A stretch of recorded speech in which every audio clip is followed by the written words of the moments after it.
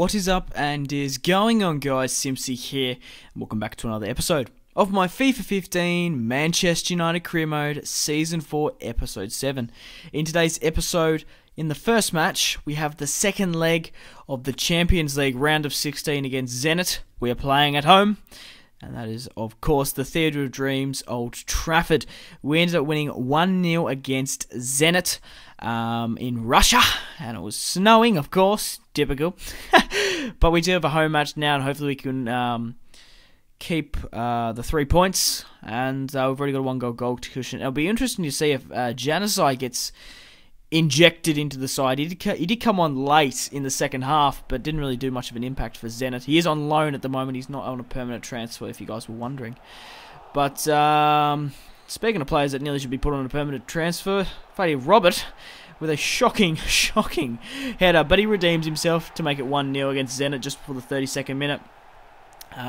But guys, later on this episode we do have a match against Chelsea, which is an interesting one. Just guys, I'd like to recap the last episode as well. We ended up winning 2-0 over Tottenham, which, well, the first time we versed Tottenham this season at White Hart Lane, we only just won with Wayne Rooney's fantastic goal. It was mostly Marco Reus's free kick inspiration, but a couple episodes back you can go watch that.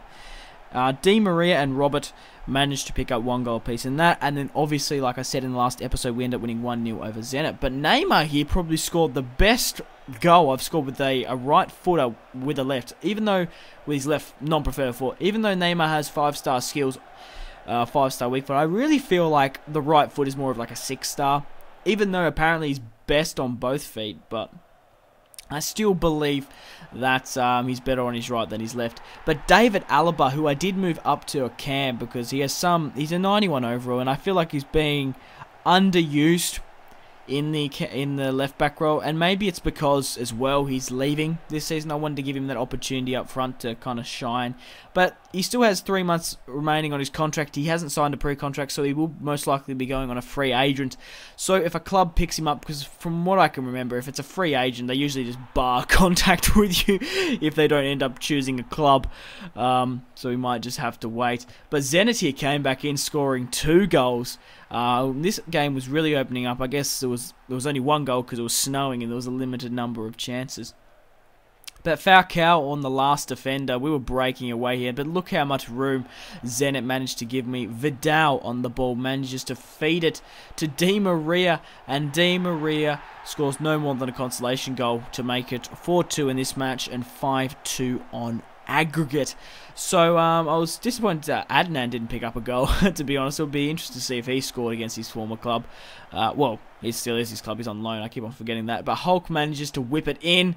Zenit nearly bring 1 back. But David Alaba on the ball, he just feels so awesome on the ball. Hits it with his left foot to make it 5-2. He doesn't have that great finishing and that great he's got pretty good he's got pretty good shot power, but agility and dribbling on the ball, he's absolutely crazy.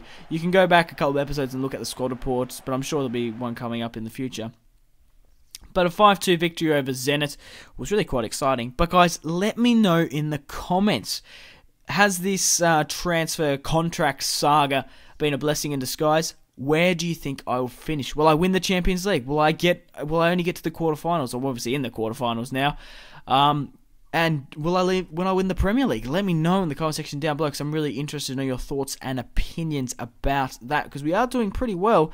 And Kevin Miralas is actually leading the top goal scorer of the Premier League. Rooney's in the top 3, but obviously because we lost Ronaldo, Messi, and Falcao and Royce, obviously they were. We haven't lost Falcao, but we did lose Royce and Robin.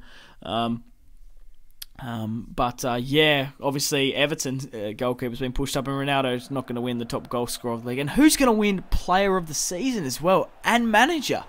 Let me know in the comments. But just before the 12th minute, Chelsea starved. The scoring was extremely disappointing. But Alaba on the ball, like I said, this was absolutely fantastic.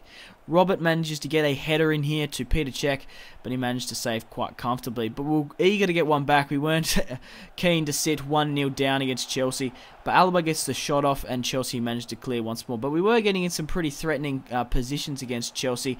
But the best thing about David Alaba as well, he's got such fantastic tackling. So he can just run up to the player and take it off him, because not many strikers can do that. And he's really been acting as a striker. I don't know what was going on with his eyes there. A little bit dazed and googly-eyed. But he starts off the scoring for United, and Chelsea managed to come back in at Fabregas's header. Yeah, they scored pretty much pretty quick in response to make it 2-1. Like I said, this was going to be an interesting match. And Diego Costa running down, manages to whip it into Falcao, and my defense wasn't really marking them that well.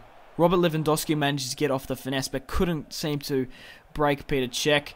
But Chelsea were really lucky to actually pick up that goal. And we would have been actually signing Willian on a pre-contract, along with Hernandez, Schürrle, and quite possibly Jovetic, if we didn't sign Courtois and have that transfer saga shitfest.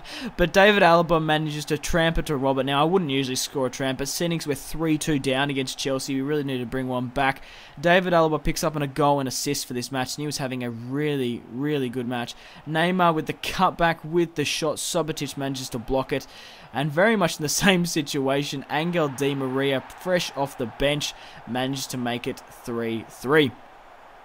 And we were lucky to bring that one back there to a draw. And yeah, I was really happy to get back in. I don't know if we whether or not deserved to win this match or not, but it was a very interesting one nonetheless. But David Alaba running down the wing in the 90th minute. Can we bring a winner?